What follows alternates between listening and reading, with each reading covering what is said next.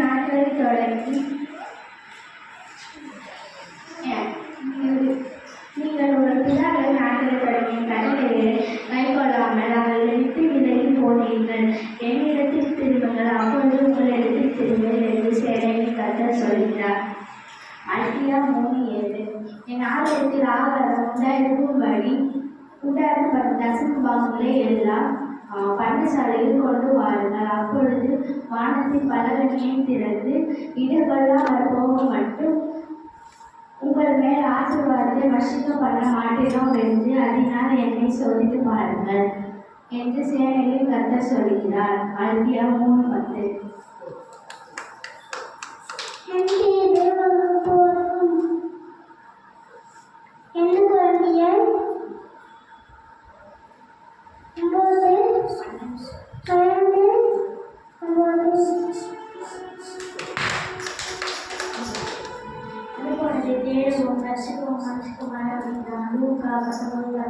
வானத்தின் பூமியை கர்த்தரை நீங்கள் ஆசீர்வதிக்கிறீர்கள். சங்கீதம் 105:15.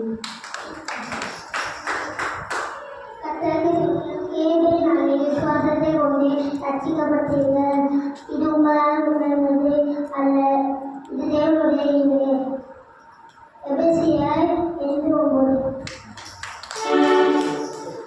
நீங்கள் உங்கள் பிறர்களின் நாட்களை தொடங்கி என் கடையின்படி கைக்கொள்ளாமல் அவைகளை விட்டு விலகி போனீர்கள்.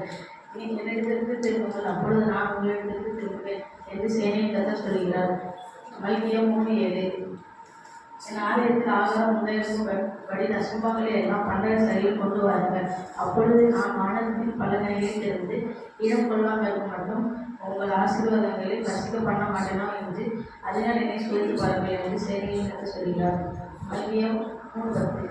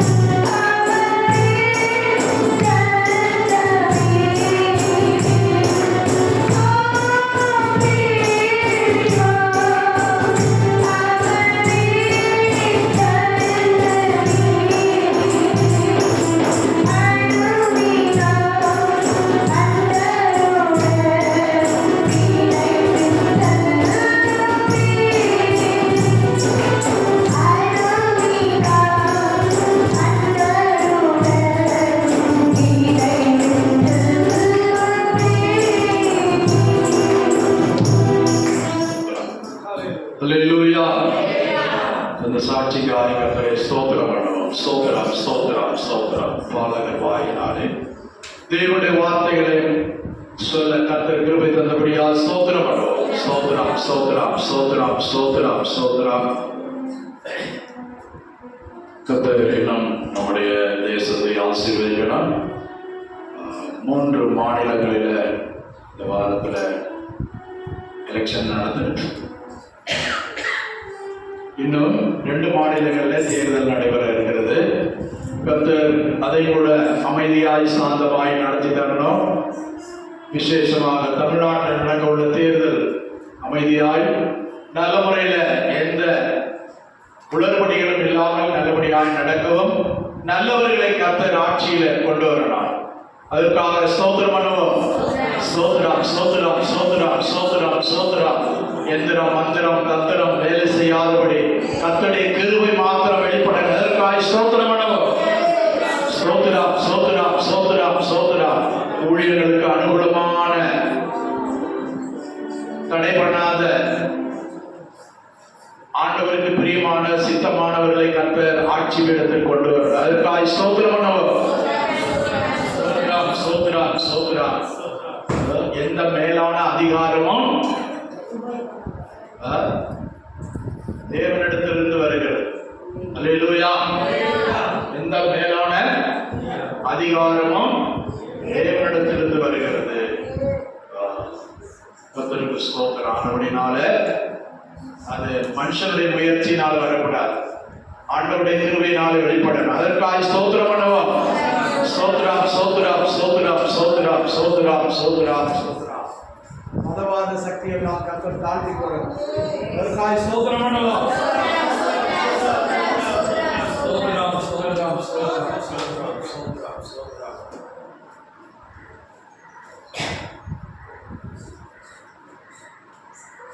கர்த்தருக்கு ஸ்தோத்திரம். நாளில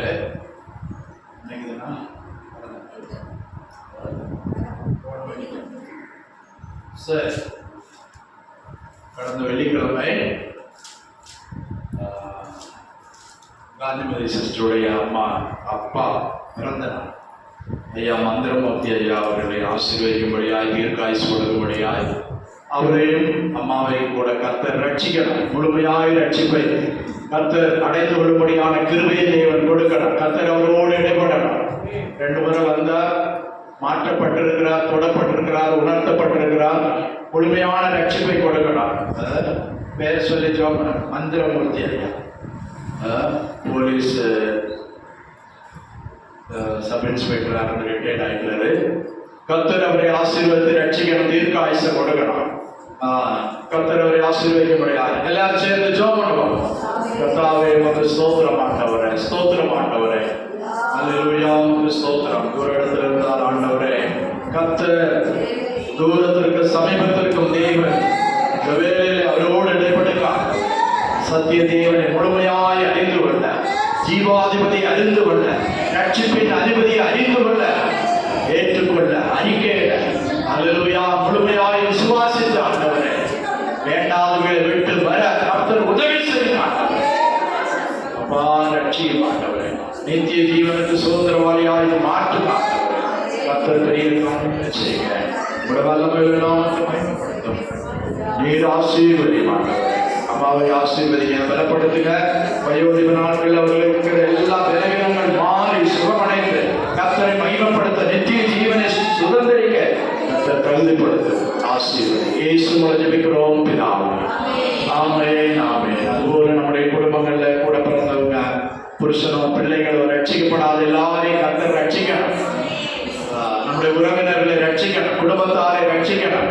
அதுக்காக ஜெபம் பண்ணுவோம். இயேசு ராஜாவுக்கு ஸ்தோத்திரம். யோசுவா சொன்னது போல நானும் என் வீட்டாருமோ என்றார், கர்த்தரையே சேவிப்போம் என்று சொல்லப்பட்டிருக்கிறார். அல்லேலூயா, உமக்கு ஸ்தோத்திரம், ஸ்தோத்திரம், ஸ்தோத்திரம். கர்த்தரை சேவிக்க, அல்லேலூயா, உதவி செய்ய, உதவி செய்ய, உதவி செய்ய. அப்பா, ரட்சிக்கப்படாத பிள்ளைகள் உங்களுக்காக, அல்லேலூயா, அல்லேலூயா. விசுவாசிகளுடைய வீடுகளில் இருக்கிறதான ரட்சிக்கப்படாத பிள்ளைகள், சகோதரர்கள், தாயோ தகப்பனோ, ஆண்டவரே புருஷனோ மனைவியோ, அப்பா இன்னும் கர்த்தரால் சந்திக்கப்படவில்லையா, கர்த்தரால் தொடப்படவில்லையா, ரத்தத்தால் கழுவ மாட்டவர், சுத்திகரி மாட்டவர், மனுக்குலத்தை மீட்கும்படியாய் கல்வாரி சிலுவையில் தன் ஜீவனையே கொடுத்தீரே அப்பா, ஜீவனையே தந்தீரே. எங்களை ரட்சித்த தெய்வம் எங்கள் குடும்பங்களை ரட்சியுமா, எங்களுடைய சகோதரர்களை ரட்சியுமா. அவர்கள் இந்த மெய்தேவனை அறிந்து கொள்ள, வானத்தை பூமியை உண்டாக்கின கர்த்தரை அறிந்து கொள்ள, ஆராதிக்க கண்களை திறந்தல்லமா பெரிய காரியங்கள் இயேசு மூலம் ஜெபிக்கிறோம் பிதாவே. ஆமென் ஆமென். அல்லேலூயா அல்லேலூயா. போன வாரத்தில் நாம் உயிர் பிறந்த திருநாளை நாம் ஆசரித்தோம், நினைவு கூர்ந்தோம். கர்த்தருக்கு ஸ்தோத்திரம். இந்த நாளிலே இயேசு கிறிஸ்துவின் உயிர்த்தெழுதலை நாம் தெரிந்தோம், அறிந்தோம், புரிந்தோம். இனி நம்மை பற்றியுள்ள காரியங்களை நாமும் தெரிந்து கொள்ளணும். அல்லேலூயா. அல்லேலூயா சொல்லுவா, கையை வைத்து அல்லேலூயா சொல்லுங்க. அல்லேலூயா. கர்த்தருக்கு ஸ்தோத்திரம். கர்த்தர் நல்லவர், அவருடைய கிருபை என்றும் உள்ளது. அல்லேலூயா. கர்த்தருக்கு ஸ்தோத்திரம். ஜியாவுக்குள்ள கர்த்தர் கொண்டு வந்திருக்கிறார். அல்லேலூயா. ஆண்டவர் சுகத்தை ஜீவனை தந்திருக்கிறார். எல்லா பிசாசின் பலவீனப்படுத்துகிற ஆவியிலிருந்து கர்த்தர் முழுமையாக விடுவிக்கும்படியாக ஸ்தோத்திரம் பண்ணவர். ஸ்தோத்திரம் ஸ்தோத்திரம் ஸ்தோத்திரம் ஸ்தோத்திரம். எல்லாம் ஸ்தோத்திரம் பண்ணுங்க, வாயை திறந்து. ஸ்தோத்திரம் ஸ்தோத்திரம் ஸ்தோத்திரம் ஸ்தோத்திரம். அநேகருடைய ஸ்தோத்திரத்தினாலே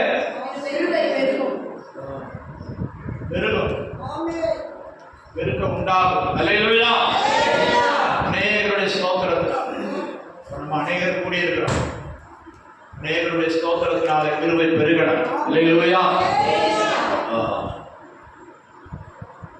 1 கொரிந்தியருக்கு எழுதின முதலாம் நிருபம் 15ஆம் அதிகாரம் 12ஆம் வசனம் முதல் வாசிப்போம். 1 கொரிந்தியர் 15 12ஆம் வசனம் முதல், பக்கம் 242.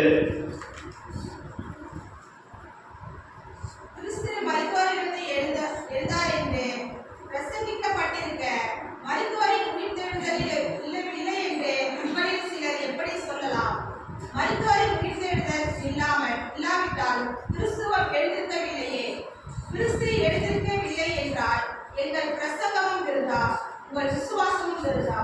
மரித்தோர் உயிர்த்தெழாவிட்டால் தேவன் எழுப்பாத கிறிஸ்துவை அவர் எழுப்பினார் என்று நாங்கள் தேவனை குறித்து சாட்சி சொன்னதினாலே தேவனுக்காக பொய் சாட்சி சொல்லுகிறவர்களாகவும் காணப்படுவோமே. மரித்தோர் உயிர்த்தெழாவிட்டால் கிறிஸ்துவும் எழுந்திருக்கவில்லை. கிறிஸ்து எழுதாவிட்டால் உங்கள் விசுவாசம் வீணாயிருக்கும். நீங்கள் இன்னும் உங்கள் பாவங்களில் இருப்பீர்கள். கிறிஸ்துவுக்கள் நித்திரை அடைந்தவர்களும் கெட்டிருப்பார்களே. இம்மைக்காக மாத்திரம் நாம் கிறிஸ்துவின் மேல் நம்பிக்கை உள்ளவர்களாய் இருந்தால் எல்லா மனுஷரை பார்க்கிலும் பரிதவிக்கப்பட்டவர்களாய் இருக்கிறோம். கிறிஸ்துவோ 19ஆம் வசனம் வாசிங்க. சௌர் மரியாதை வாசிங்க.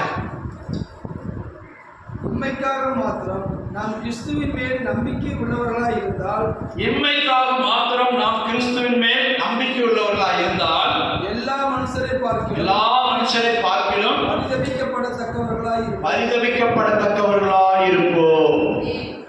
புரியுதா? இம்மைக்காக மாத்திரம், இந்த உலகத்தின் காரியங்களுக்காக மாத்திரம் கிறிஸ்துவை தேடுகிறவர்கள், கிறிஸ்துவை ஆராதிக்கிறவர்கள். இது நடக்கணும், இது எனக்கு கிடைக்கணும், இதில் நான் ஜெயிக்கணும், இதில் நான் சுகம் பெறணும், இந்த சோதனையில எனக்கு விடுதலை கிடைக்கணும், அதுக்காகத்தான் நான் ஆண்டவரை தேடுறேன். அல்லேலூயா அல்லேலூயா. அப்போ இந்த உலகத்தோடு எல்லாம் முடிந்து போகிறதானால் நாம் கிறிஸ்துவை தேட வேண்டிய அவசியம் இல்லை. இந்த உலகத்திலோட எல்லாமே முடிந்து போகிறது. இனி ஒரு வாழ்க்கை இல்லை, ஒரு நித்தியம் இல்லை என்று சொன்னால் நாம் கர்த்தரை தேட வேண்டிய அவசியம் இல்லை.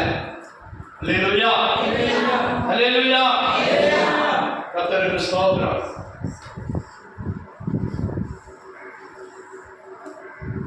பாட்டு புத்தகத்தை வாங்கம்மா. ஸ்தோத்திரம்.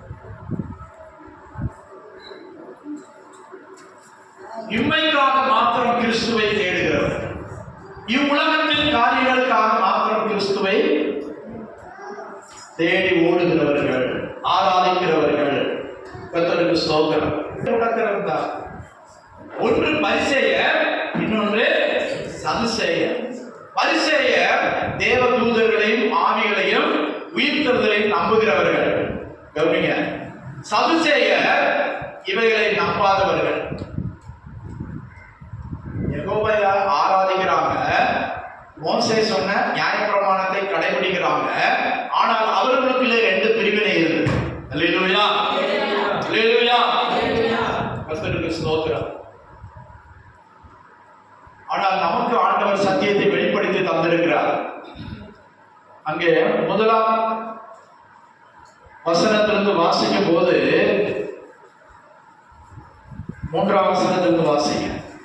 நான் அடைந்தது உங்களுக்கு பிரதானமாக ஒப்புவித்ததும் என்னவென்றால், கிறிஸ்துவானவர் வேத வாக்கியங்களின்படி நமது பாவங்களுக்காக மரித்து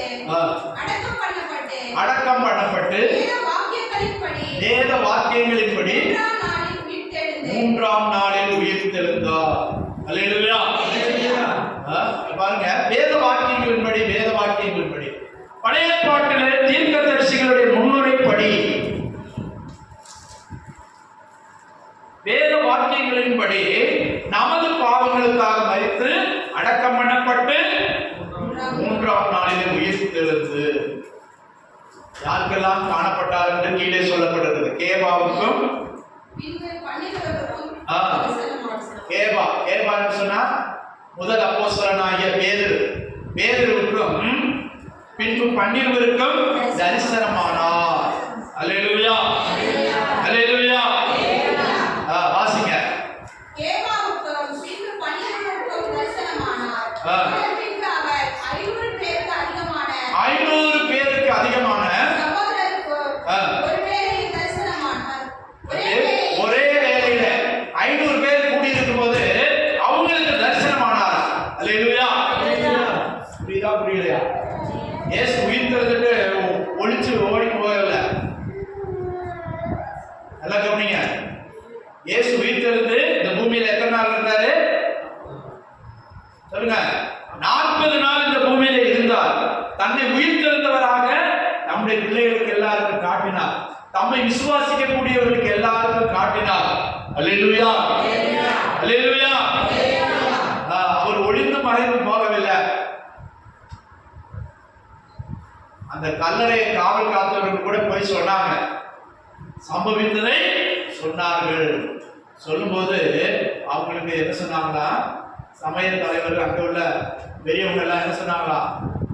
நீங்க அவருடைய நாங்க தூங்கும் போது கல்லறைக்கு யாராவது காவல் வைப்பாங்களா? 4 பேரை காவலுக்கு போட்டுருந்தாங்க. எத்தனை நாளைக்கு? அவர் எழுப்புற வர 3 நாள் போட்டிருந்தாங்க. அந்த பொய்யன், அந்த எத்தன், அவங்க என்ன சொன்னாங்க? அந்த எத்தன் ஒரு காரியம் சொன்னது எனக்கு ஞாபகம் இருக்கிறது. நான் 3ஆம் நாளில உயிரோடு எழுப்புவேன். அதுவரை தேசாதிபதியாகிய பிலாத்து அந்த கல்லறைக்கு சீல் வச்சு காவல் காக்கணும். அவனுக்கு எரிச்சல் வந்துருச்சு. யாருக்கு? பிலாத்து. போங்கடா, உங்களுக்கு வேலைக்காரர் இருக்காங்க, போங்க, நீங்க போய் கல்லறையை காத்துடுங்க. அது ஏன் வேலை இல்லை, உங்க நிர்பந்தத்தால நான் அவனை சிலுவையில் அரைமொழி ஒப்பு கொடுத்தேன். அவனில ஒரு குற்றம் இல்லை, நான் ஒப்பு கொடுத்தேன். இப்ப கல்லறை கூட என்ன செய்யணுமா? காவல் காக்கணும். அதுக்கு நான் சேவகராக வேண்டாம். நீங்க எத்தனை நாள் வேண்டாம் காத்துக்க. அல்லேலூயா, அல்லேலூயா. அவன் எழுதின லெட்டரு இப்போ ஒண்ணு கிடைச்சிருக்கு. என்ன லெட்டர் தெரியுமா? இயேசுவின் நாட்களில் நடந்த சம்பவம். ஒரு நாள் அவன் எருசலேம்ல இருந்து ஒரு ஊருக்கு போனான். போகும்போது ஒரு ஆள் வளர்த்தியா நல்ல ரோஸ் கலர்ல ஒரு மரத்தடியில் இருந்து பிரசங்கம் பண்ணிட்டு இருந்தார். அப்போ எல்லா ஜனங்களும் சுற்றி கூடி இருந்தாங்க. இவன் ஒரு பிலாத்து, ஒரு ஜனாதிபதி. இவன் கொஞ்ச நேரம் நின்று பார்த்தானா? எதை பார்த்தானா? இதை பாருங்க, கவனிப்பா. கொஞ்ச நேரம் நின்று பார்த்த உடனே தான் கூட வந்து அதிகாரிகள்லாம் நின்றுட்டாங்க. சரி, நம்ம நின்னா எல்லாரும் பார்ப்பாங்கன்னு சொல்லிட்டு அவர் பிரசங்கம் பண்ணிக்கிட்டு இருந்தாராம். ஜனங்கள் கேட்டுக்கொண்டுதான் அதை கவனிச்சுட்டு போயிட்டாங்க. கர்த்தருக்கு ஸ்தோத்திரம். அதுக்கப்புறம் இந்த யூதர்கள் நிர்பந்தம் பண்ணி இப்படி இவரை கொல்ல வச்சாங்கன்னு சொல்லிட்டு ஒரு கடிதத்தை ரோமா சக்கரவர்த்தி, அன்னைக்கு ரோம அரசாங்கம் தான் எல்லா நாடுகளையும் ஆண்டு கொண்டு இருந்தது. அல்லேலூயா. ரோம பேரரசு. அப்ப இஸ்ரவேலையும் ஆட்சி செய்தது எது? இயேசு கிறிஸ்துவின் நாளில ரோம பேரரசு தான் இஸ்ரவேலையும் ஆட்சி செய்து கொண்டிருந்தது. அல்லேலூயா. கர்த்தருக்கு ஸ்தோத்திரம். அந்த ரோம பேரரசருக்கு ஒரு லெட்டர் எழுதினார். இப்படி நல்ல ஒரு ஆளை கொல்லும்படி நிர்பந்தம் பண்ணி என்ன கொல்ல வச்சுட்டாங்க. கடைசிக்கு சமாதானம் இல்லாம பக்கத்துல ஓடுற நதியில குதிச்சு தற்கொலை பண்ணி செத்துட்டான். யாரு? பிலாத்து. இவன் எழுதி வச்ச லெட்டர் இப்ப கிடைச்சிருக்கு. அது இப்ப ரோம லைப்ரரியில இருக்கா? இங்க ரோம்ல லைப்ரரியில இருக்குதா? அதுலதான் இதை எழுதி வச்சிருக்கிறா. அவரை பார்த்தேன். ஏறக்குறைய 7 அடி உயரம் இருந்தாரு. ஆள் எப்படி இருந்தாரு? 7 அடி உயரம், கலர் ரோஸ் கலர். அவர் பேரு இயேசுன்னு சொன்னாங்க. நான் போற வழியில அவரை பார்த்தேன். ஒரு மரத்தடியில் நின்று பிரசங்கம் பண்ணிக்கிட்டு இருந்தாரு. நான் என்ன ஒண்ணு எல்லாரும் நிக்கிறாங்கன்னு சொல்லிட்டு நான் கடந்து போயிட்டேன்.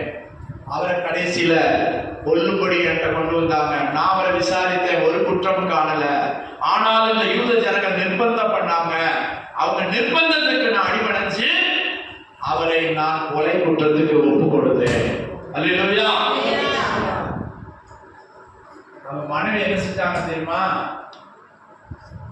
முந்தின நாள் நான் ஒரு சொப்பனம் கண்டப்பா, நீ அவரை எதுவும் பண்ணிடாத, அவர் நீதிமான். யாரு? யார் மனைவி? பிலாத்தின் மனைவி. விசாரணை நடந்து கொண்டிருக்கும் போதே ஒரு சுண்டு சீட்டு எழுதி கொடுத்து விட்டார். இதை வாசித்துட்டு அவன் பயந்துட்டு இயேசுவை எப்படியாவது விடுதலை பண்ணணும். அல்லேலூயா. இயேசுவை எப்படியாவது விடுதலை பண்ண வேண்டும் என்று அவன் நிறைய முயற்சி பண்ணினான். ஆனா யூதர்கள் அவரை ஒத்துக்கொள்ளல.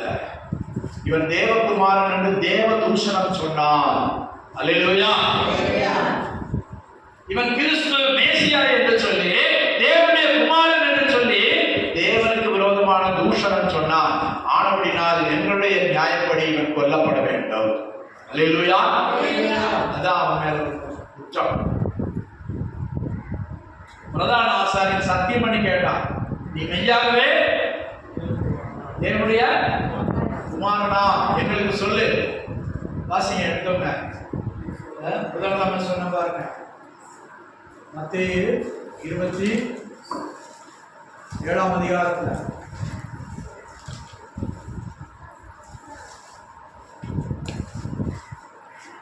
இயேசு பேசாமல் இருந்தார். அப்பொழுது பிரதான ஆசாரியன் அவரை நோக்கி, நீ தேவனுடைய குமாரனாகிய கிறிஸ்துதானா? அதை எங்களுக்கு சொல்லும்படி ஜீவனுள்ள தேவன் பேரில் உன்னை ஆணையிடுகிறேன். 26:63 ஆண்டவரே, அந்த எஸ்தர் உயிரோடு இருக்கும்போதே பிரதான ஆசாரியன் அவரை நோக்கி, நீ தேவனுடைய குமாரனாகிய கிறிஸ்துதானா? நீ தேவனுடைய குமாரனாகிய கிறிஸ்து தானா? அதை எங்களுக்கு சொல்லும்படி ஜீவனுள்ள தேவன் பேரில் உனக்கு ஆணையிட்டு கேட்கிறேன் என்றார். இயேசு பேசாமல் இருந்தார். அவன் கேட்ட கேள்விகளாம் இயேசு மௌனமாய் இருந்தார். இயேசு பதில் பேசிக்கிட்டே இருந்தார்னா நியாயம் தீர்க்க முடியாது. அதைத்தான் பேதுரு அப்போஸ்தலர் சொல்றார், அவர் தன்னை நியாயமாய் தீர்ப்பு செய்கிறவனுக்கு தன்னை ஒப்பு கொடுத்தார். வாய் பேசாமல் இருந்தார். அல்லேலூயா. இங்க சத்தியம் பண்ணி கேட்கிறான், ஜீவனுள்ள தேவன் பேரில் ஆணையிட்டு கேட்கிறேன். அதற்கு இயேசு, நீ சொன்னபடிதான். அன்றியும் நீ சொன்னபடிதான். நீ சொன்னபடி நான் யாரு? சொல்லுங்க. நீ சொன்னபடி அல்லேலூயா. ஜீவனுள்ள தேவனுடைய குமாரன். வேத கேட்டபோது என்ன சொன்னா, என்னை யார் என்று ஜனங்கள் சொல்றாங்க.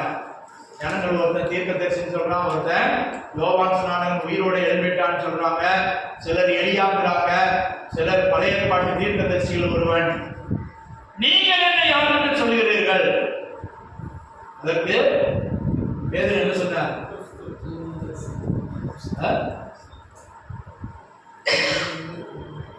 நீ ஜீவனுள்ள தேவனுடைய குமாரனாகிய கிறிஸ்து. அல்லேலூயா. அல்லேலூயா. நீங்க என்ன சொல்றீங்க? உலக மனுஷனுக்கு முன்னால இயேசு மனுஷன் முஸ்லிம்ங்க சொல்றாங்க. இயேசு சாதாரண ஒரு மனுஷன், தீர்க்கதரிசி. அல்லேலூயா. இயேசு ஒரு சாதாரண மனுஷன் தான், தேவனால் அனுப்பப்பட்டவர். நீங்க ஆண்டவருடைய பிள்ளை தானே, அதே மாதிரி அவரும் ஒரு ஆண்டவருடைய பிள்ளை, சிருஷ்டிக்கப்பட்டவர் என்று பலர் சொல்றாங்க, இன்னைக்கு சொல்றாங்க. அல்லேலூயா. ஆனா அவர் தேவனுடைய குமாரனாகிய கிறிஸ்து என்று யாரெல்லாம் அறிக்கையிடுகிறார்கள் அவர்களுக்கு தான் ரட்சிப்பு. அல்லேலூயா. அல்லேலூயா. நாம் தேவனுடைய பிள்ளைகளாக இருக்கிறோம், ஆனால் அவர் அப்படிப்பட்ட பிள்ளை அல்ல. தேவகுமாரன் என்று அழைக்கப்படுவதற்கு காரணம், அவர் குமாரனுடைய வடிவில் இந்த பூமிக்கு வந்தார். அல்லேலூயா. கர்த்தருக்கு ஸ்தோத்திரம். இவரை கொண்டு உலகங்களை படைத்தார் என்று சொல்லப்பட்டிருக்கிறது. யாரை கொண்டு? இயேசுவை கொண்டு உலகங்களை படைத்தார். ஆதியிலே வார்த்தை இருந்தது, அந்த வார்த்தை தேவனிடத்தில் இருந்தது, அந்த வார்த்தை தேவனாய் இருந்தது. ஆதியிலே வார்த்தை இருந்தது, அந்த வார்த்தை தேவனிடத்தில் இருந்தது, அந்த வார்த்தை தேவனாய் இருந்தது. 14ஆம் வசனத்துக்கு வரும்போது அந்த வார்த்தை மாம்சமாகி, இந்த வார்த்தை தேவனிடத்தில் இருந்த வார்த்தை, தேவனாய் இருந்த வார்த்தை, அந்த வார்த்தை மாம்சமாகி கிருபையும் சத்தியம் நிறைந்தவராய் நம்மிடத்தில் வாசம் பண்ணினார். அல்லேலூயா. அல்லேலூயா. கர்த்தருக்கு ஸ்தோத்திரம். இப்போ கிறிஸ்துவானவர் வேத வாக்கியங்களின்படி நமக்காக, நம்முடைய பாவங்களுக்காக மரித்து, கவனிங்க, இந்த வேத பண்டிதர்களும் சமய தலைவர்களும் இயேசு எங்க பிறந்தார் கூட தெரியல. இயேசு எங்க பிறந்தார் கூட தெரியல. இயேசு யார் என்பதை புரிந்து கொள்ளல. அவருடைய அறிவோ ஞானமோ அவருடைய பாண்டித்துவமோ, வேதத்தை நல்லா கற்றிருந்தாங்க, மோசையின் ஆகமங்களை நல்லா படிச்சிருந்தாங்க. ஆனா இயேசு பார்க்கும்போது அவங்களுக்கு புரிந்து கொள்ள முடியல. ஆனா சமாரிய ஸ்திரீக்கு வெளிப்பட்டார். ஒரு பாதியான ஸ்திரீக்கு கர்த்தர் தன்னை வெளிப்படுத்தினார். உன்னோடு பேசுகிற அவரே மேசியா என்று அவள் அறிந்து கொண்டாள். அல்லேலூயா. அல்லேலூயா. நீங்கள் இப்போது எப்படி அவரை அறிந்திருக்கிறீர்கள்? அவர் உனக்காக மரித்து, உன் பாவங்களுக்காக மரித்து அடக்கம் பண்ணப்பட்டு வேத வாக்கியங்களின்படியே 3ஆம் நாள் உயிர்த்தெழுந்தார் என்று எத்தனை பேர் விசுவாசிக்கிறீங்க? அல்லேலூயா. அவர் உயிர்த்தெழுந்தது போல ஒவ்வொரு மனுஷனுக்கும், இந்த பூமியிலே பிறந்த ஒவ்வொரு மனுஷனுக்கும் ஒரு உயிர்த்தெழுதல் அல்லது மறுரூபம் நியமிக்கப்பட்டிருக்கிறது. அல்லேலூயா. அல்லேலூயா. புரியுதா? புரியலையா? இந்த பூமியில பிறந்த ஒவ்வொரு மனுஷனுக்கும் மரணம் நிச்சயம். இப்போ ஆண்டவர் நம்ம மரிக்கிறதுலாம் வந்துட்டாருன்னா நமக்கு என்ன சம்பவிக்கும்? நாம சாகுறதுக்குலாம் ஏசப்பா வந்துட்டார், இன்னைக்கே வந்துட்டார், வீட்டுக்கு போறது போதே வந்துட்டார். அல்லேலூயா. இப்ப என்ன சம்பவிக்கும்? மறுரூபம் சம்பவிக்கும். அல்லேலூயா. இயேசு எப்படி மரணத்திலிருந்து உயிரோடு எழுப்பி வரும்போது வேற சரீரத்தில் வந்தாரோ, மகிமையின் சரீரத்தில் வெளிப்பட்டாரோ, அதே போல ஒரு மறுரூப சரீரத்தை நமக்கு தருவார். அல்லேலூயா. அல்லேலூயா. நாம் இந்த கோவிலை கலைந்து கொண்டு வெளியிலே ஒரு மகிமையின் சரீரத்தோடு ரட்சிக்கப்படுவோம். எத்தனை பேருக்கு இந்த நம்பிக்கை இருக்குது? அல்லேலூயா. அதான் சொல்றாரு ஆண்டவர் அப்போஸ்தலனாகிய பரிசுத்த பவுல் மூலமாக. புத்தியினே 36ஆம் வசனம், அதிலேயே அந்த 15 அதிகாரம் முழுவதும் உயிர்த்தெழுதலை குறித்து சொல்றாரு. அதிலே சொல்றாரு பாருங்க, 36ஆம் வசனம், புத்தியினே நீ விதைக்கிற விதை செத்தாலுடைய உயிர்ப்பிக்க மாட்டாதே. 1 கொரிந்தியர் 15:36. நீ விதைக்கிற விதை, ஒரு சீடு, ஒரு விதையை போடுறோம். அந்த விதையவா நம்ம பார்க்கிறோம்? நெல்ல விதைக்கிறோம். நெல்லுல இருந்து என்ன வருது? நெல்ல விதைக்கிற நெல்லுல இருந்து என்ன வருது? ஒரு புதிய பயிர் வருது, ஒரு செடி வருது, ஒரு முளை கிளம்பி வருகிறது. அதிலிருந்து அநேக நெல்மணிகள் வருகிறது. அல்லேலூயா, அல்லேலூயா. ஒரு மாங்கொட்டை போடுறோம், அந்த மாங்கொட்டை திரும்ப வருது இல்ல, அந்த மாங்கொட்டை செத்து அழிந்து ஒரு புதிய ஜீவன் உண்டாகிறது. அந்த தளிர் வளர வளர வளர வளர இந்த கொட்டை என்ன செய்யுது? 10 வருஷம் கழிச்சு பார்க்கும்போது கொட்டை இருக்குமா? கொட்டை அழிந்து போகிறது, ஆனால் ஒரு புதிய ஜீவன் உண்டாகிறது. அல்லேலூயா. அதைத்தான் அங்கே சொல்றாரு, புத்தியினே நீ விதைக்கிற விதை செத்தாலுடைய உயிர்க்க மாட்டாதே. இதே போல இந்த மண்ணான மனிதன், இந்த மண்ணான சரீரம் ஒரு நாளிலே மறுரூபம் அடையும். ஒரு நாளிலே உயிர் தெழும்போதோ அல்லாவிட்டால் கர்த்தருடைய வருகையின் போதோ இந்த சரீரம் உயிரோடு எழும்பும். அல்லேலூயா. இந்த நம்பிக்கையில நாம் இங்க வந்திருக்கிறோம். இல்லைன்னா வெந்ததை தின்னு விதி வந்து போறது போலாம். செத்த பிற்பாடு தலை தெற்கிறதுனால வடக்கு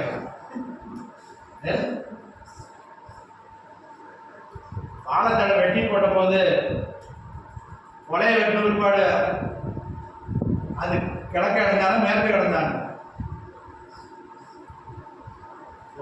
மனிதன் அழிவுள்ள மனிதன் அல்ல. அல்லேலூயா, அல்லேலூயா.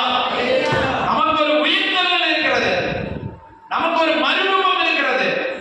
அதை நாம் புரிந்து கொள்ளணும். இயேசுவானவர் எப்படி மரித்து 3ஆம் நாள் உயிர்த்தெழுந்தாரோ, கேட்கிற உயிர்த்தெழுதலே இல்லைன்னா அப்ப நாங்க இயேசுக்காக போய் சொல்றோமா? இயேசு உயிர்த்தெழுந்தாரா உயிர்த்தெழவில்லையா? நாங்க போய் சொல்லி அதை நிரூபிக்கிறோமா? முஸ்லிம்கள் என்ன சொல்றாங்க?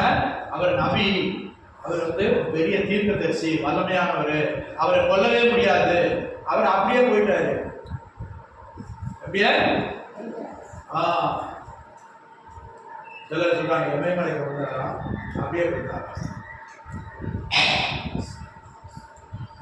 ஆனா வேத வசனம் என்ன சொல்கிறது?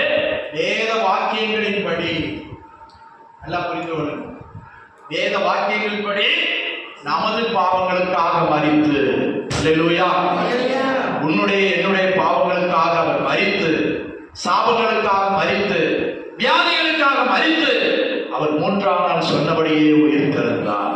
அல்லேலூயா. நீ வீட்டுக்கு போய் இந்த 15ஆம் அதிகாரம் முழுவதை வாசித்து பாருங்க. கர்த்தருக்கு ஸ்தோத்திரம். மரித்தோர் உயிர்த்தெழாவிட்டால் கிறிஸ்துவும் எழுந்திருக்கவில்லையே. கிறிஸ்து எழுந்திருக்கவில்லை என்றால் எங்கள் பிரசங்கமும் விருதா. அல்லேலூயா. கிறிஸ்து எழுந்திருக்காவிட்டால் உயிர்த்தெழுதலே இல்லை. அவர்தான் முன்னோடியாக உயிர்த்தெழுந்தார்.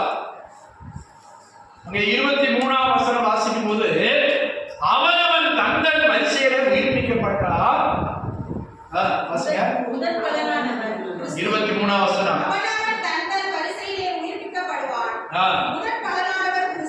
முதற் பலனானவர் கிறிஸ்து. அல்லேலூயா. நல்லா புரிந்து கொள்ளுங்க. அவனவன் தங்கள் வரிசை.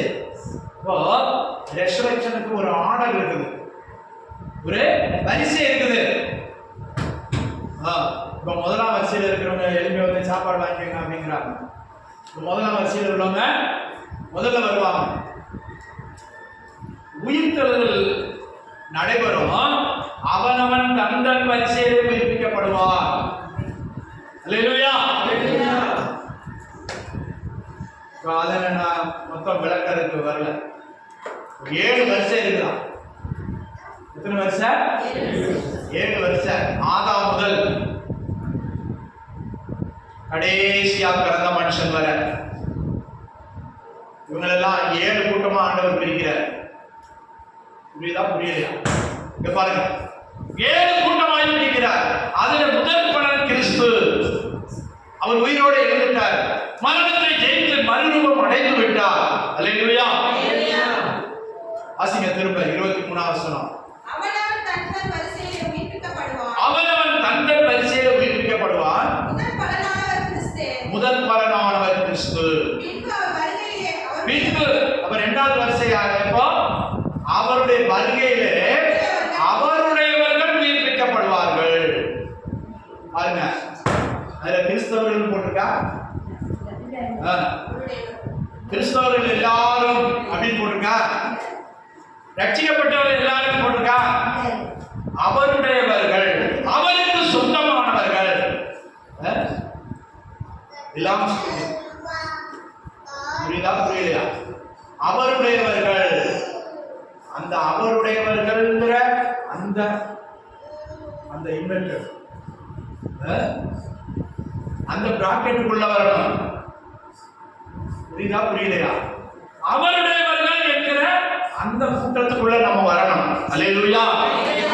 கிறிஸ்தவர்கள் என்கிற கூட்டத்தில் அல்ல, ரட்சிக்கப்பட்டவர்கள் என்கிற கூட்டத்தில் அல்ல, ஆலயத்துக்கு வருகிறவர்கள் என்கிற கூட்டத்தில் அல்ல. அவருடையவர்கள் அவருடைய வருகையில் என்ன செய்யப்படுவார்களா? உயிர்ப்பிக்கப்படுவார்கள். அல்லேலூயா. அல்லேலூயா. நல்லா புரிஞ்சுக்கங்க, இதுதான் முக்கியம். அவர் உயிர் தெரிஞ்சுட்டாரு, மரணத்தை ஜெயித்துட்டாரு. அவர் 40 நாள் இந்த பூமியிலே சஞ்சரித்து விட்டு 40வது நாள் ஒலிவமலையில் போய் என்ன செஞ்சாரு? ஒலிவமலையில போய் தன்னுடைய சீசர்கள், தனக்கு அன்பானவர்கள் எல்லாரையும் கூட்டி கொண்டு போய் அவர்கள் பார்க்க அவர் என்ன செய்தாரு? மேகங்கள் வழியாய் எழுப்பி போனார். வாசிங்க அப்போஸ்தலர் நடவடிக்கைகள் 1ஆம் அதிகாரம் 5ஆம் வசனத்திலிருந்து வாசிங்க. அப்போஸ்தலர் நடவடிக்கைகள் 1ஆம் அதிகாரம் 5ஆம் வசனம் முதல். ஆகையால் நீங்கள் எருசலேமை விட்டு போகாமல் என்னிடத்தில் கேள்விப்பட்ட பிதாவின் வாக்குத்தத்தம் நிறைவேற காத்திருங்கள் என்று கட்டளையிட்டார். அப்பொழுது கூடி வந்தவர்கள் அவரை நோக்கி, ஆண்டவரே, இக்காலத்தில் ராஜ்யத்தை இஸ்ரவேலுக்கு திரும்ப கொடுப்பேன் என்று கேட்டார்கள். அதற்கு அவர், பிதாவானவர் தம்முடைய ஆதீனத்திலே வைத்திருக்கிற காலங்களையும் வேலைகளையும் அறிகிறது உங்களுக்கு அடுத்ததல்ல. அவங்களுக்கு என்ன, எப்ப சுதந்திரம் கிடைக்கும்? இந்த ரோமர் ஆட்சியிலிருந்து எப்ப எங்களுக்கு விடுதலை கிடைக்கும்? இதுதான் அவங்களுக்கு முக்கியமா இருந்துச்சு. அவருடைய உபதேசத்துக்கு அவங்க கீழ்ப்படிஞ்சு அவருடைய சொற்படி கேட்டிருந்தா அவர் ஏதாவது ஒரு வழியை காட்டி இருப்பார், அவர்களுக்கு விடுதலை வாங்கி தந்திருப்பார். அல்லேலூயா. ஆனா அவருடைய பிரசங்கத்தை கேட்கிற மாதிரி இல்ல. எப்ப சுதந்திரம் கிடைக்கும்? என் வார்த்தை கேட்கிறா, நான் எதுக்கு வந்தேன்னு புரிஞ்சுக்கங்க, என்னை யாருன்னு விலகி கொடுங்க. அல்லேலூயா. அவரே தெரியல, அவர் எங்க பிறந்தாருன்னே புரியல. அவருக்கு பேர் என்ன கூப்பிட்டாங்க? நசரேனாய இயேசு. அவர் பெத்லகேம்ல பிறந்தாருன்னு எல்லாருக்கும் புரியல. தாவீதின் வம்சம்னு அநேகருக்கு தெரியல. அல்லேலூயா. கர்த்தருக்கு ஸ்தோத்திரம். இன்றைக்கும் கிறிஸ்துவை அறியாத புரியாத கிறிஸ்தவர்கள் நிறைய இருக்கிறாங்க. அல்லேலூயா. தெரியாதவங்க எல்லாம் எப்படி கூட்டிட்டு போக முடியும்? தெரியாதவர்கள் எப்படி அவருடையவர்கள் என்று சொல்லப்பட முடியும்? அல்லேலூயா. நீ அவரை எந்த விதத்தில் புரிந்திருக்கிறாய், எந்த விதத்தில் அறிந்திருக்கிறாய், எந்த விதத்தில் அவரை தெரிந்திருக்கிறாய்? அல்லேலூயா. அவங்க கேட்கிறாங்க, ஒரு ஆளுங்க சொல்றாரு, நீ நாசரேத்துல இருந்து ஒருத்தர் வந்திருக்காரா, அப்படி அற்புதங்களா செய்யறாரா அப்படின்னு சொல்லும் போது அவன் கேட்கிறான், நாசரேத்துல இருந்து ஏதாவது நன்மை வருமா? பைபிள் அப்படி இருக்குதா? நாசரேத்துல இருந்து நன்மை? அவங்க உழைக்க போனவங்க, இங்க இருந்து விளைக்க போனவங்க, நாசரேத்துக்கு ஓடி போனவங்க, அங்க இருந்து நன்மை வராது. அல்லேலூயா. நன்மை வரணும்னா எங்க இருந்து வரணும்? எருசலேமிலும் அதை சுற்றி உள்ள பெத்லகேமிலும் இங்க இருந்து தான் நன்மை வரும். எப்ராத்தாவிலிருந்து தான் கிறிஸ்து தோன்றுவார். அல்லேலூயா. எப்ராத்தா, பெத்லகேமை சுற்றி உள்ள அந்த ஏரியாவுக்கு பேர் தான் எப்ராத்தா. அல்லேலூயா. இப்ப இயேசு பெத்லகேமில தான் பிறந்தாருன்னு எல்லாருக்கும் தெரியல. பிறந்த சில நாளில அவரை தூக்கிட்டு எங்க ஓடிட்டாங்க? எகிப்துக்கு போயிட்டாங்க. பிள்ளைய ராஜா கொல்ல நினைக்கிறார். அப்ப எகிப்துக்கு போயிட்டு மெதுவா அப்படியே கலிலேயா நாசரேத் இருக்கிற ஊர்ல வந்து அங்க வளர்த்தாங்க. அங்கதான் அவங்க தொழில் செய்தாங்க. யோசேப்பு ஆசாரிகளை செஞ்சது எங்க? நாசரேத். அல்லேலூயா. அதனால இயேசு எப்படி அழைக்கப்பட்டார்? நசரேயனாகிய இயேசு என்று. அல்லேலூயா. அல்லேலூயா. மேசியா என்பதை பலரும் அவரை அறிந்து கொள்ளவில்லை, புரிந்து கொள்ளவில்லை. இவர்தான் உயிர்ப்பிக்கிறவர், இவர்தான் விடுவிக்கிறவர், இவர்தான் ரட்சகர் என்கிற சத்தியத்தை பலரும் தெரிந்து கொள்ளவில்லை. அல்லேலூயா. அதுதான் ரட்சிப்பு அவர்களுக்கு தூரமாய் இருக்கிறது. இன்னைக்கு கூட 70% மேல உள்ள யூதர்கள் இன்னும் இயேசுவை மேசியா என்று ஏற்றுக்கொள்ளவில்லை. அல்லேலூயா. இஸ்ரவேல் தேசத்துல ஏறக்குறைய 1 கோடி பேர் இருக்காங்க. அதுல 70% மேல யூதர்கள், 20% மேல முஸ்லிம்கள், 6-7% 10%க்குள்ளதான் கிறிஸ்தவர்கள் இருக்கிறாங்க. அல்லேலூயா. இயேசுவை கிறிஸ்து என்று ஏற்றுக்கொண்டவர்கள் 10% தான். அல்லேலூயா. ரட்சிக்கப்பட்டவர்கள், கிறிஸ்துவை ஆராதிக்கிறவர்கள், கிறிஸ்து தேவன் என்று ஏற்றுக்கொண்டவர்கள், தேவகுமாரன் என்று அறிக்கை எடுக்கிறவர்கள் ஒரு சிறு கூட்டம் தான். அல்லேலூயா. அல்லேலூயா. இப்ப நீங்கள் நான் எப்படி விளங்கிக் கொண்டிருக்கிறோம்? இயேசு மரணத்திலிருந்து அவருக்கு பிறப்பே சிலர் விசுவாசிக்க முடியும், பிறப்ப சிலர் விசுவாசிக்க முடியல. மரிச்சாருன்னு விசுவாசிக்கிறாங்க, ஆனா உயிர் தெழுந்தார் என்று விசுவாசிக்கிறது இல்ல. நீங்க எப்படி விசுவாசிக்கிறீங்க? இயேசு 3ஆம் நாள் உயிரோடு எழுப்பினார். 40 நாள் இந்த பூமியில இருந்தார்.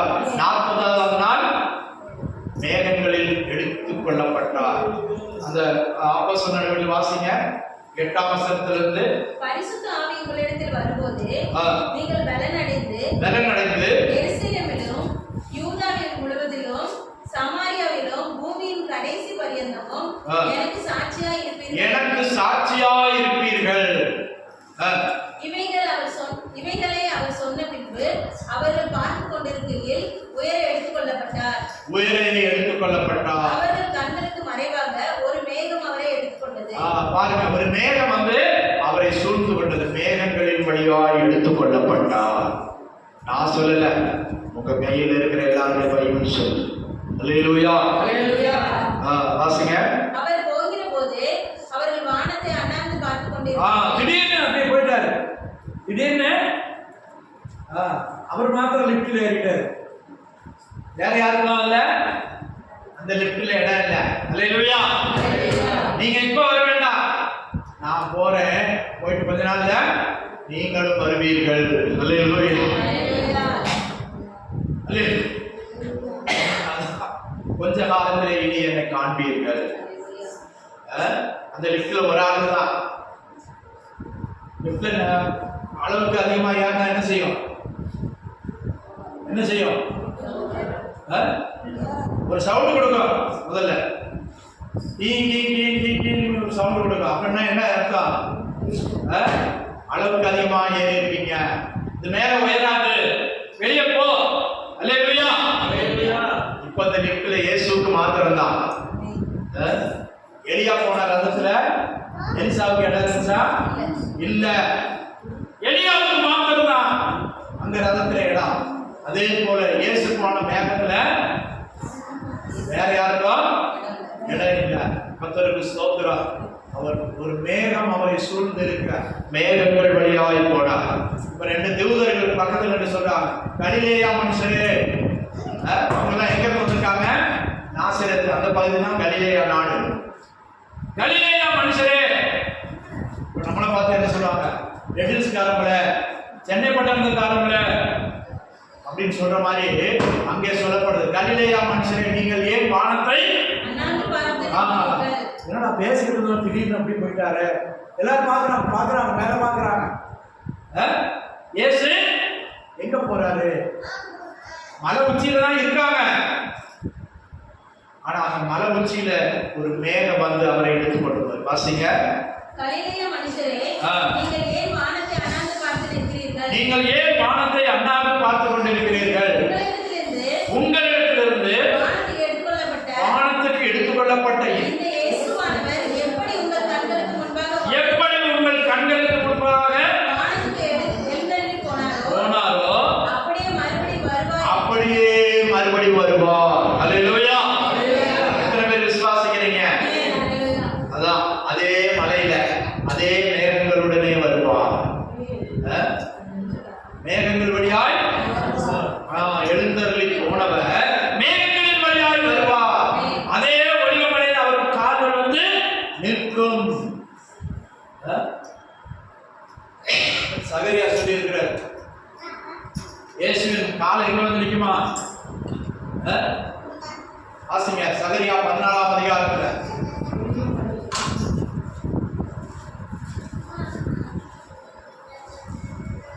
சீக்கிரம் 14ஆம் அதிகாரம் சகரியாவே எங்க இருக்காரு?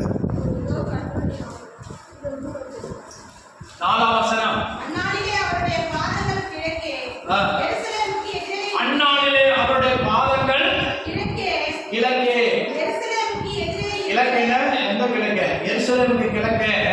எருசலேம் 4 மலைகளால் சூழப்பட்டிருக்கு. அதுல கிழக்கே உள்ள மலை தான் எது? ஒலிவ மலை. வடக்கே உள்ள மலை சீயோன் பர்வதம். அல்லேலூயா. எருசலேம் மலைகளால் சூழப்பட்ட நகரம். 7 மலைங்கிறாங்கல்ல,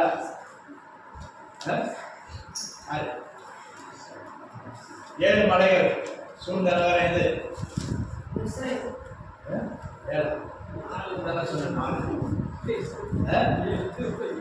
7 மலைகள் சூழ்ந்த நகரம் ரோம் பட்டணம்.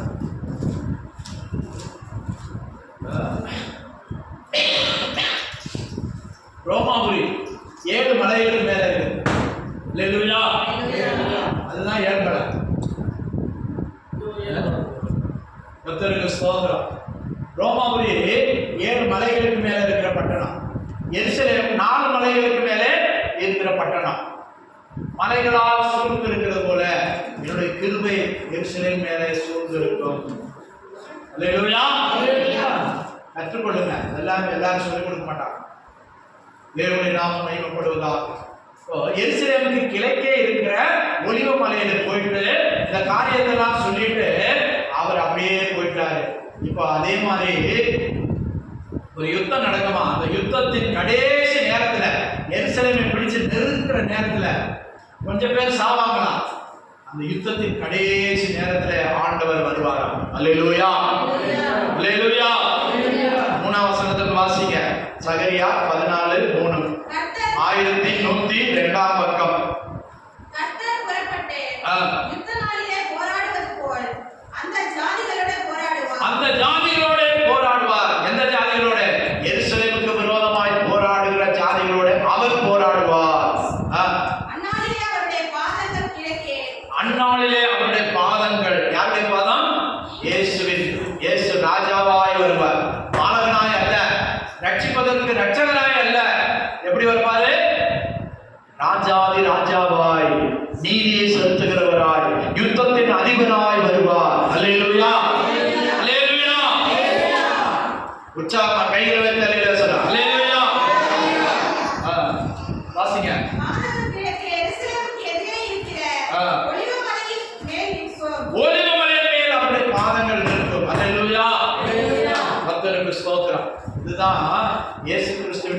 இரண்டாம் வருகையின் 3ஆம் பாகம். இயேசு கிறிஸ்துவின் இரண்டாம் வருகையின் 3ஆம் பாகம். முதல் பாகம் ரகசிய வருகை. முதல் பாகம் ரகசிய வருகை. அது மத்திய ஆகாயத்தில் வருவார். அதைத்தான் நம்ம முதல்ல வாசித்தோம். அங்க 23ஆம் வசனத்துல 1 கொரிந்தியர் 15:23 வாசித்தோம். முதல் பலன் கிறிஸ்து, பின்பு அவருடைய வருகையில் அவருடையவர்கள் சேர்த்துக் கொள்ளப்படுவார்கள். அல்லேலூயா. அவருடையவர்கள் சேர்க்கும்படி இயேசு மத்திய ஆகாயத்தில் வருவார். எக்காலம் துணிக்கும். அப்பொழுது மரித்தவர்கள் அழிவில்லாதவர்களாய் எழுந்திருப்பார்கள். உயிரோடு இருக்கிற நாமும் அவரோடு கூட மேகங்களில் எடுக்கப்படுவோம். அதே 1 கொரிந்தியர் 15:51 வாசிங்க. 1 கொரிந்தியர் 15. இதோ ஒரு ரகசியத்தை உங்களுக்கு அறிவிக்கிறேன். இதோ ஒரு ரகசியத்தை உங்களுக்கு அறிவிக்கிறேன். நாம் எல்லாரும் நித்திரை அடைவதில்லை. பாருங்க, அவர் தன்னை சேர்த்து சொல்றாரு. யாரு? அப்போஸ்தலனாகிய பரிசுத்த பவுல். அவருக்கு அப்ப நினைவு எப்படி இருந்துச்சு? நான் தான் சாக மாட்டேன், நான் ஆண்டவர் வரும்போது போயிடுவேன் அப்படிதான் அவர் நினைச்சுக்கிட்டு இருந்தார். அதான் நாம் எல்லாரும் நித்திரை அடைவதில்லை. ஒரு ரகசியத்தை உங்களுக்கு சொல்கிறேன். அப்போ ஆண்டவருடைய வருகை ரகசியம். அது எல்லாருக்கும் தெரியாது, அவருக்குரியவர்களுக்கு தான் தெரியும். புருஷன் ரகசியத்தை யார்கிட்ட சொல்லுவா?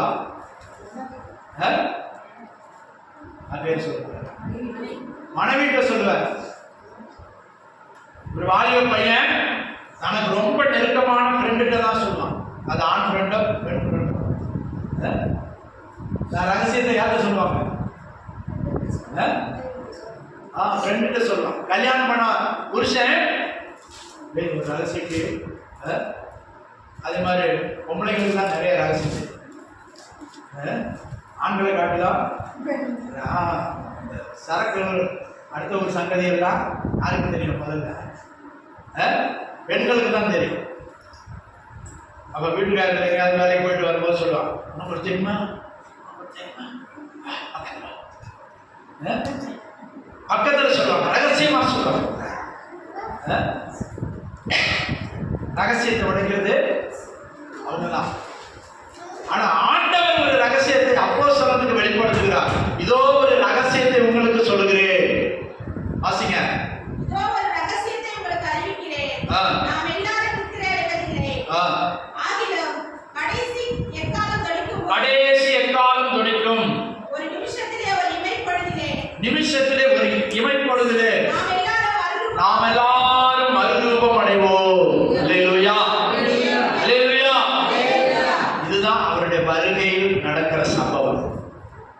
வருகையில முதல் பகுதி விளை கொடுங்க. வருகையில இரண்டாம் வருகையின் முதல் பகுதி, ரகசிய வருகையின் முதல் பகுதி. இரண்டாம் வருகையின் முதல் பகுதி ரகசிய வருகை. அதான் ரகசியம். இது ஒரு ரகசியத்தை உங்களுக்கு சொல்லு. அங்க வரும்போது எருசலேம்ல கிழக்கே இருக்கிற ஒலிவமலையில அவர் கால் காணும். இப்போது காலை பார்க்க மாட்டோம், தலை பார்க்க மாட்டோம். கவனிங்க, இயேசுவின் ரகசிய வருகையில அவரை பார்க்க முடியாது. எக்காலம் தான் துடிக்கும். எக்காலம் துடிக்கும் போது என்ன செய்வாங்களா? 52ஆம் வசனம் வாசிங்க. அப்பொழுது மரித்தோர் அழிவில்லாதவர்களா? முதல்ல யார் எழுப்புவாங்க? கிறிஸ்துவுக்குள் மரித்தவர்கள். நல்லா புரிஞ்சு கொள்ளுங்க. கிறிஸ்தவர்களால் மரித்தவர்கள் அல்ல, கிறிஸ்துவுக்குள் மரித்தவர்கள். விதின் த கிரைஸ்ட். கிறிஸ்துவுக்குள் மரித்தவர்கள் முதலாவது எழுப்புவார்கள். இயேசு கிறிஸ்துவின் ரகசிய வருகையில முதல்ல சம்பவிக்கிறது எக்காலம் தொனிக்கும். மரித்தோர் அழிவில்லாதவர்களாய் எழுந்திருப்பார்கள். எங்க இருந்து எழுந்திருப்பாங்க? எங்க இருந்து? கல்லறையில இருந்து எழுப்புவாங்க. சிலரை கடலை தூக்கி போட்டுருக்காங்க, கடல்ல இருந்து எழுப்புவாங்க. சிலரை எரிச்சிருப்பாங்க, எரிச்சு சாம்பலாக்கிருப்பாங்க. ஆனா எந்த இடத்துல அவர் சாம்பலானாரோ அந்த இடத்துல இருந்து எழுப்புவாங்க. அல்லேலூயா. அல்லேலூயா. யார் எழுப்புவா? யார் எழுப்புவா? கிறிஸ்துவுக்குள்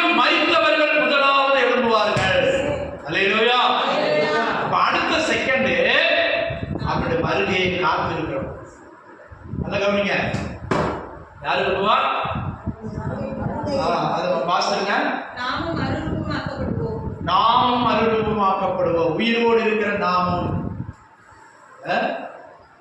உயிரோடு இருக்கிற நாமும். ஜபத்துக்கு கூப்பிட்டா வராதவங்க அவங்கெல்லாம் இல்லை, எல்லாரையும் சேர்த்து சொல்ல முடியாது. மொத்தமா எல்லாத்தையும் சொல்ல முடியுமா? ஜபத்துக்கு கூப்பிட்டாலும் சில ஃபோன் கூட எடுக்க மாட்டான். ஃபோனு வேற வேலை இல்லை, சும்மா போது அவங்க இல்லைப்பா. நான் அவங்கள நான் சொல்லலை, அவங்களாம் இருப்பாங்க குத்துக்கள் மாதிரி. எங்க இருக்கும் அது கிடக்கும். நல்லா புரிஞ்சுக்கோங்க. ரகசியம் அதான் சொல்றாரு அவரு, ரகசியத்தை சொல்றேன். இப்போ என்ன ஒரு எக்காலம் தொழிக்கும், அது படுத்து கிடந்தாலும் வயல்ல இருந்தாலும் வேலை செஞ்சாலும் அவங்களுக்கு மாத்திரம் தான் கேட்கும். எது? அந்த எக்கால சத்தம். அல்லேலூயா. அதுக்காக காது கொடுத்து கேட்கிறவங்களுக்கு தான் கேட்கும்.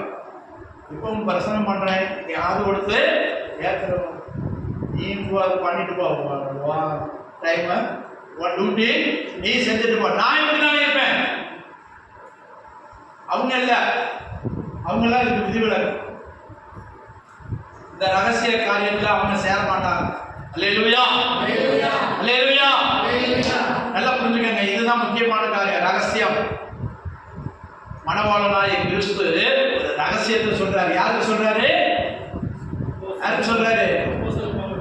மணவாட்டிக்கு சொல்றாரு. மணவாட்டியாகிய சபைக்கு சொல்றாரு. அது யார் மூலமா சொல்றாரு? பரிசுத்த ஆவியானவர் மூலமாக அப்போஸ்தலருக்கு ஒப்புவிக்கப்பட்டு அவருக்கு வெளிப்படுத்தல் வந்து அவர் சபைக்கு சொல்றாரு. அல்லேலூயா, அல்லேலூயா.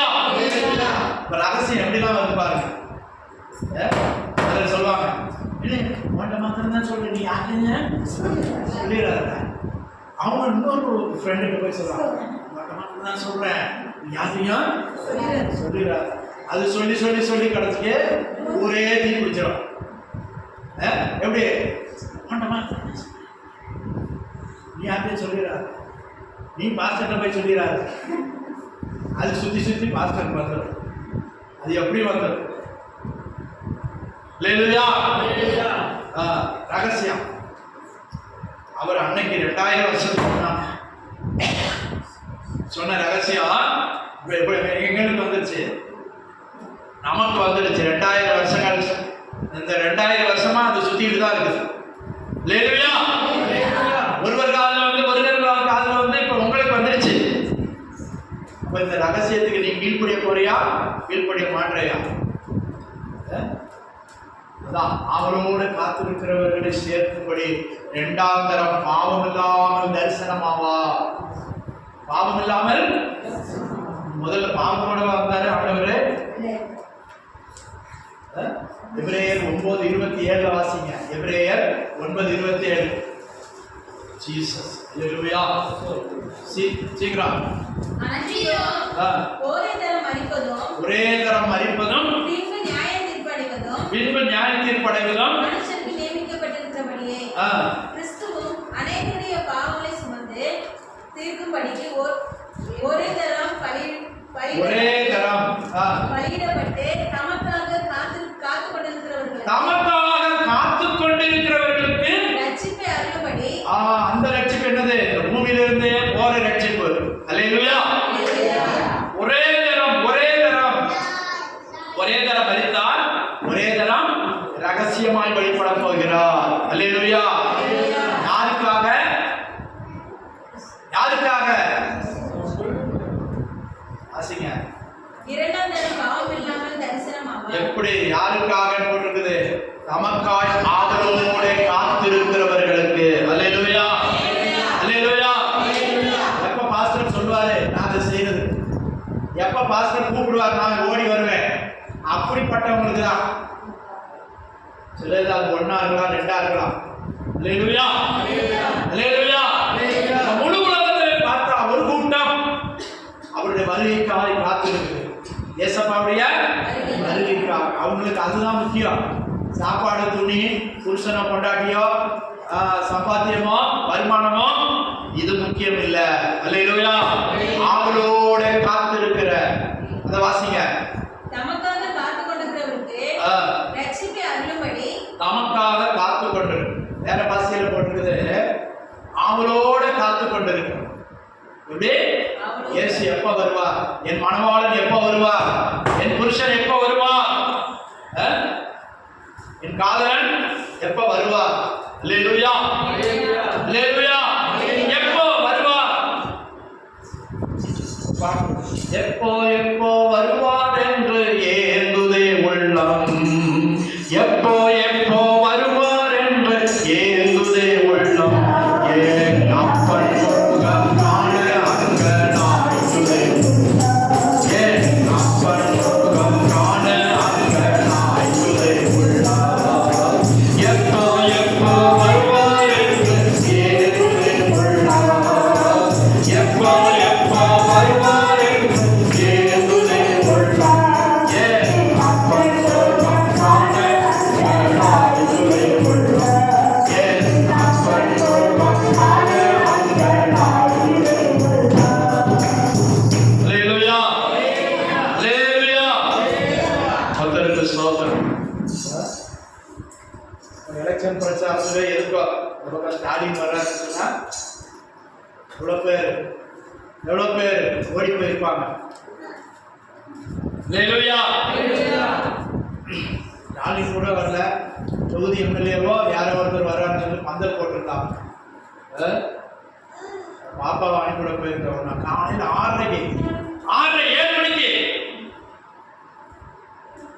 ரோட்ல கோயில்கிட்ட ஒரு பந்தல் போட்டிருந்தாங்க.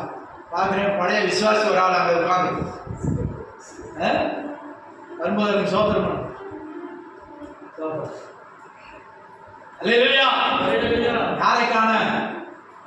தலைவரை காண, வருங்கால எம்எல்ஏவை காண,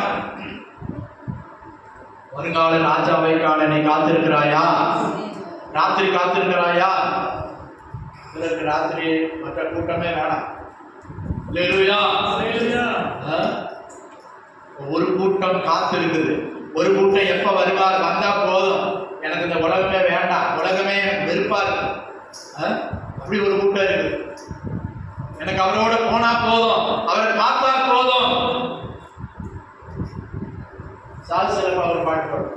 இன்ப இயேசு ராஜாவை நான் பார்த்தால் போதும், மகிமையில் அவரோடு நான் சேர்ந்தால் போதும், இன்ப இயேசு ராஜாவை நான் பார்த்தால் போதும், மகிமையில் அவரோடு நான் வாழ்ந்தால் போதும், நித்தியமா போற்று வைத்து சேர்ந்தால் போதும், நித்தியமா போற்று வைத்து சேர்ந்தால் போதும், அல்லேலூயா கூட்டத்தில் நான் மகிழ்ந்தால் போதும், அல்லேலூயா கூட்டத்தில் நான் மகிழ்ந்தால் போதும், இன்ப இயேசு ராஜாவை நான் பார்த்தால் போதும், மகிமையில் அவரோடு நான் வாழ்ந்தால் போதும், இன்ப இயேசு ராஜாவை நான் பார்த்தால் போதும், மகிமையில் அவரோடு நான் வாழ்ந்தால் போதும். அல்லேலூயா அல்லேலூயா. அவருடைய வருகையில, இரண்டாம் வருகையின் முதல் பாகமாகிய ரகசிய வருகையில 2 கூட்டத்தார் அவரோடு போய் சேர்றாங்க. கவனிங்க, 2 கூட்டத்தார் அவரோடு போய் சேர்றாங்க. யாரு 2 கூட்டத்தார்? முதல்ல மரித்தவர்கள், கிறிஸ்துவ